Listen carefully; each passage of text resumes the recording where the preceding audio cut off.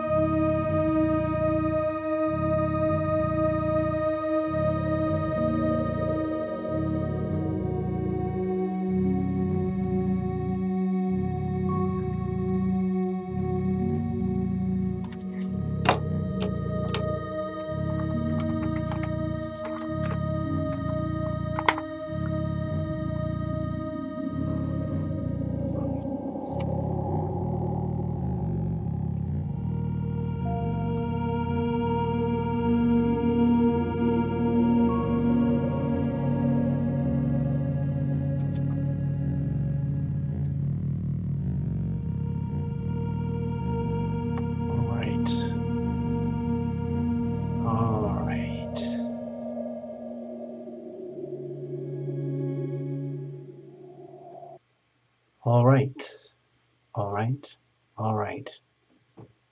Greetings, good evening. I see there's a few of you guys out there. Thank you very much for being here. Let's just put this aside for a moment while we get comfortable. So thank you for showing up. This little event is being broadcast just simply to celebrate this amazing phenomenon.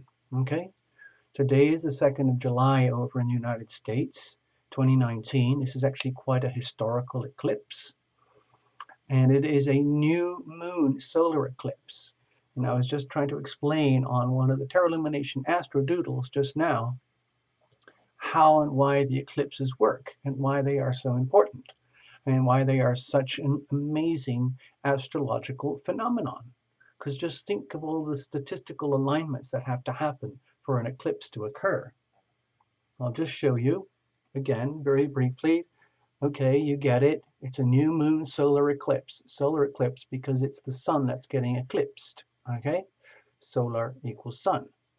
And so I was trying to demonstrate in a hopefully understandable way how and why this happens. So there's all the sun and the sunlight coming over here, and it just so happens that this moment in time, the moon is exactly in between the sun and the earth. And there are certain points where it's so exact that it looks like this from Earth. Okay, so there's a little bit of sunshine poking through, and it only happens for, a few hours or so, maybe 3 or 4 hours, something like that. And you don't know where it is going to be in the world, but this particular eclipse is happening. I'll just see if I can make a little doodle for you. Right now, it's almost impossible to see it anywhere else in the world unless, like, if you look at this as the surface of the planet, and let's say there's South America over here, okay, and then there's Brazil, and here's Chile, okay, and here's Argentina, and so on and so on, Mexico, okay, and here's our beautiful big blue blob planet. The way I understand it, the moon, the eclipse is felt mostly around here, okay? So during this time period around here, like if you were in Chile, somewhere in the middle of Chile, and you looked up, you might have a chance of actually seeing this eclipse, okay? Because the way everything's lined up, the moon would be sort of here, much bigger over there, and then the sun would be over here, okay? And so all the sunlight coming to here that would normally land over here gets blocked out by the moon. And that's why they call it an eclipse. And these are very, very regular things. They're very predictable. And the reason this is historical is because it's a very amplified eclipse.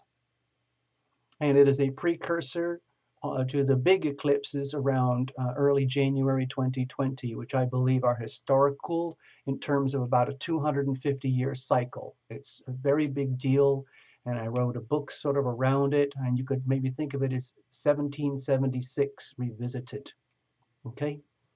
It's kind of a big deal for the United States especially because of our, let's say, our Cancerian nature here. So what I want to do now is I want to pull up, see, this is the full moon. We're going to do this one in a couple weeks, okay? But right now I'm just focusing on the new moon eclipse. So while you guys are sitting there, I can see there's a few of you here. I'm going to go over to one of the Tarot Lumination ASTRODOODLES for July. I've already made them for July. Okay, you've probably seen these already. These are some of my notes for the July reports. And I already kind of tried to broadcast to everybody that the July 2019 reports are out now. Okay, so let's just put that over here for a moment. So what I did was I grabbed the Aries astrodoodle because it's kind of the universal chart for the planet, and I just blocked out a couple of things. So, like, let's pretend this is the chart for the whole world, okay? I know it's kind of a mess. You know, I don't have, you know, thousands of dollars worth of professional astrology software, so I have to do it the old-fashioned way. But here you go. I mean, okay, so you understand, if you've watched this channel before, this eclipse will affect you personally in perhaps a different way. Like, you know, I'll show you in a minute. It could be affecting you here or here or here or here or here or here or here or here or here. But from the way they do it in Western astrology, they like to put Aries on the horizon because it's like it's the birth of the astrological year. Okay, so that's why they like to use it.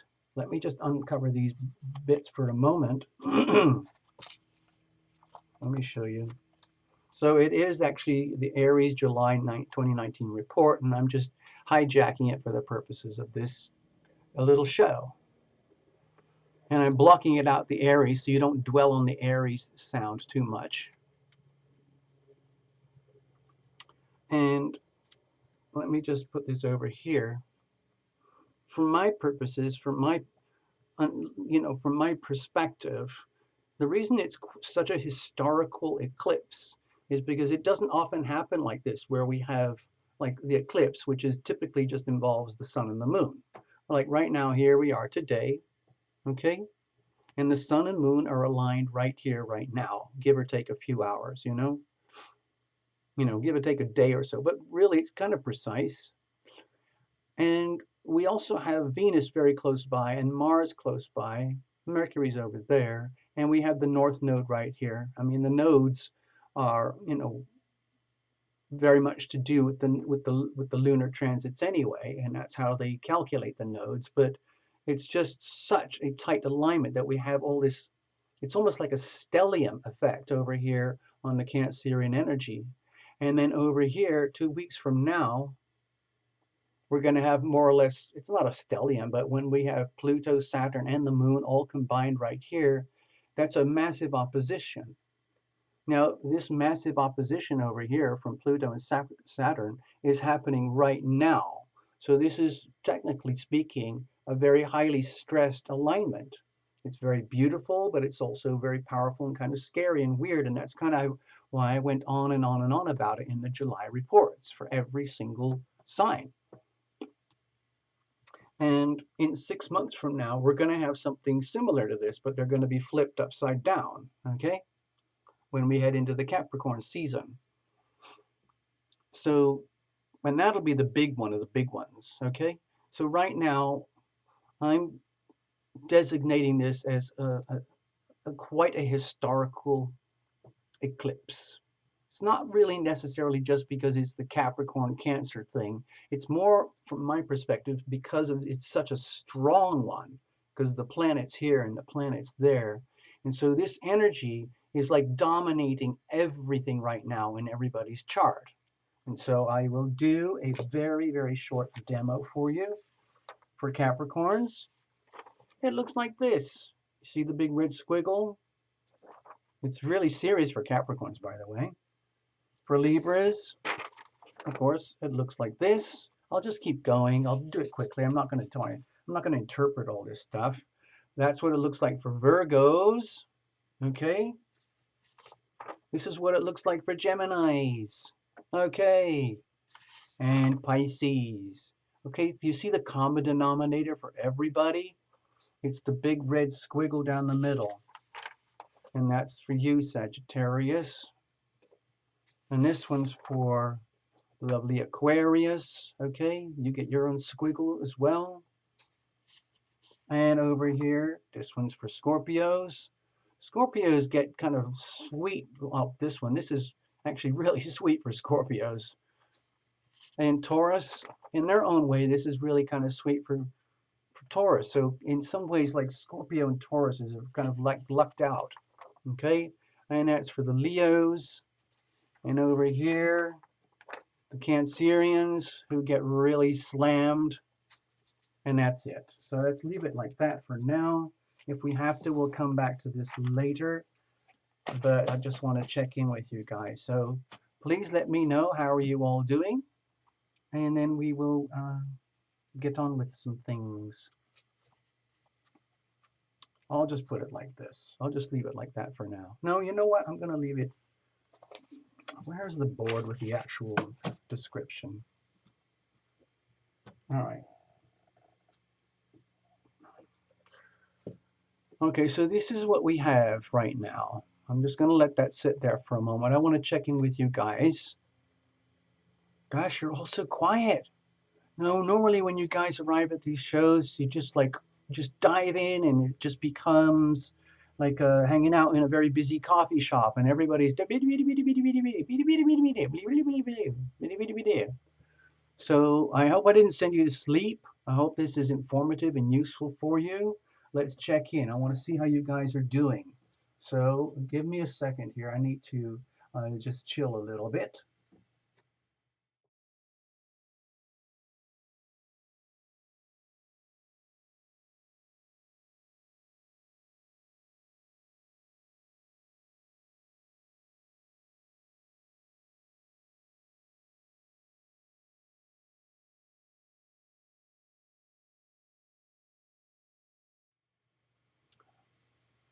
All right.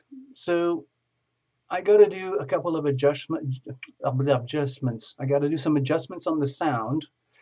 So you're going to have to bear with me a bit. I'm really pushing the systems here for everybody and everything. I'm going to see if I can play some music for you in the background while I do all the adjustments. Okay? So hang in. No,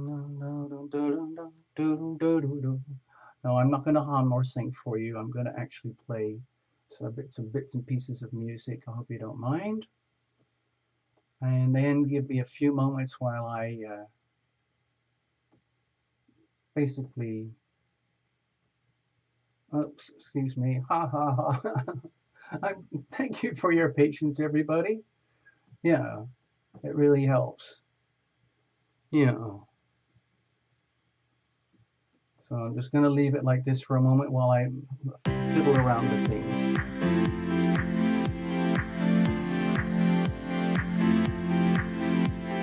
So chat amongst yourselves, give me a moment, and if I have to ask you to look the other way, please look the other way.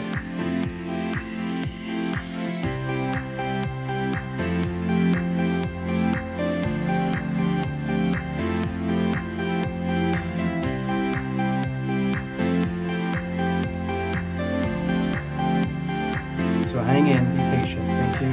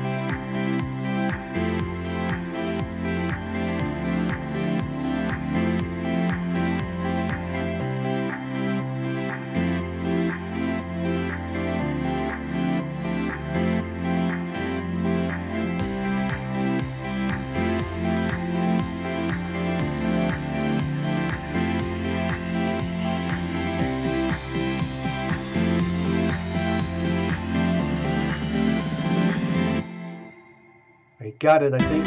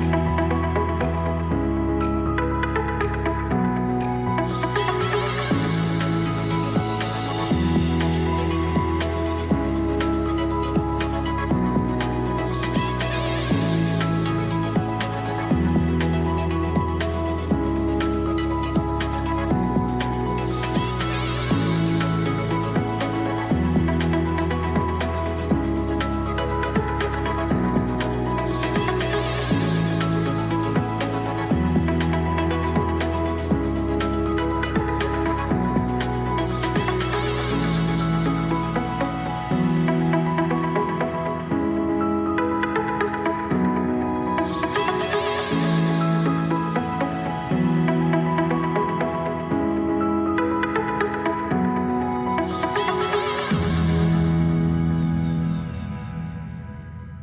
are any of you guys actually typing in? It's very strange. I know it's a Monday, Tuesday night. We don't normally do this.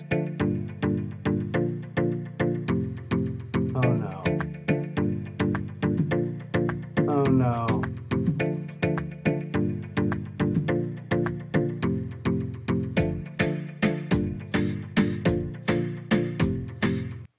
Oh no. It's happened again, people. They've done it again. They've blocked the show. Oh my God.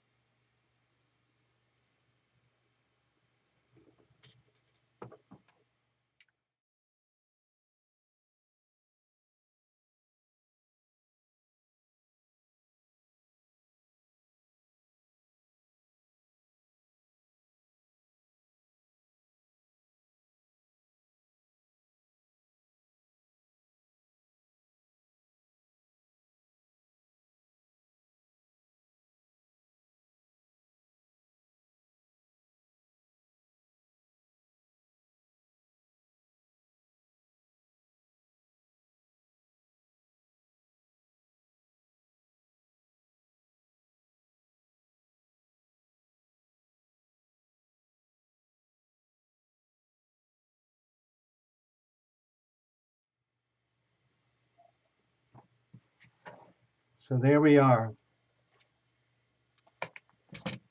I'm just trying to help people. Just get shut down. Sometimes I get really, I'm not going to say anything. Okay, I hope to see you guys soon, all right? Bye.